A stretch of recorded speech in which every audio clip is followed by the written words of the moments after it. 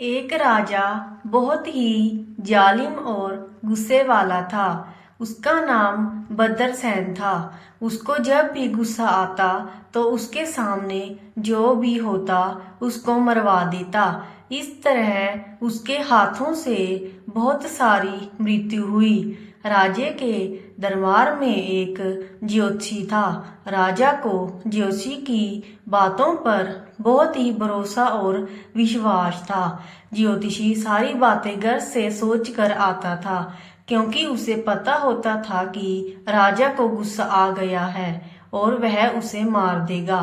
एक बार राजा के मन में आया कि उसके पड़ोस के राजा को मरवा दिया जाए। यह सोचकर तुरंत ही उसने अपने ज्योतिषी को बुलाया और पूछा कि पंडित जी, मेरे मन की इच्छा पूरी होगी कि नहीं। ज्योतिषी ने बिना कुछ सोचे कहा, महाराज, आपके मन की इच्छा जरूर पूरी होगी। आज तक जोशी जो कोई बात बताता था वह सब सच होती थी। इसलिए राजे ने अपने पड़ोसी राजे को मारने के लिए अपने राजमहल में बुलाया। उसने अपने पड़ोसी राजे की बड़े अच्छे ढंग से सेवा की। ऐसा लग रहा था कि जैसे उसके मन में उसके प्रति बहुत प्यार है। राजा अपने पड़ोसी राजा को धोखे से कैद करना चाहता था, पर उस पड़ोसी राजा के साथ उसका वजीर भी था। वह बहुत ही चालाक था। वो राजे की बात को टाल गया और उसने अपने राजा की सुरक्षा करने का प्रबंध कर लिया।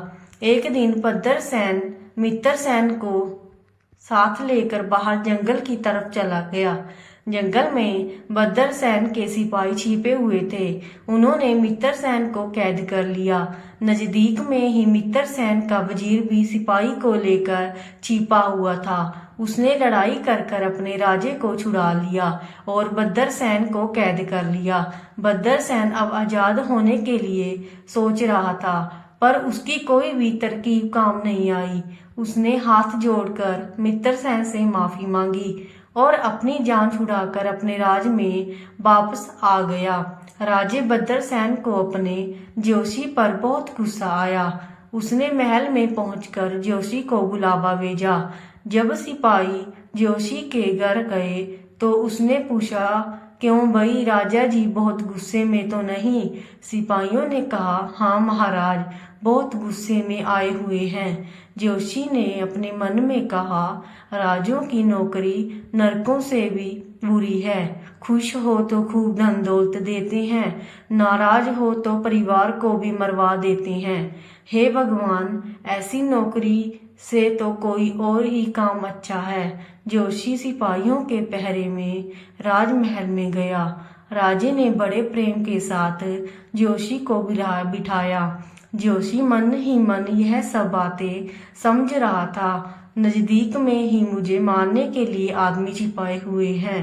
राजे ने कहा, पंडित जी, तुम लोगों का आने वाला वक्त बताते हो, पर तुमको अपने आने वाला वक्त का पता है कि आपको कब मरना है? पंडित ने बड़े निडर होकर कहा, हाँ महाराज, मैं बताना नहीं चाहता, पर तुम आदेश देते हो तो सुनो।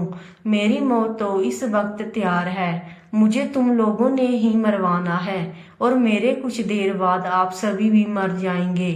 पंडित को बहुत ही अच्छी बात सूझी। राजे के इशारे से सिपाही हटा दिए गए। इस तरह जोशी ने अपनी चालाकी के साथ अपने आप को राजे के हाथों मरने से बचा लिया।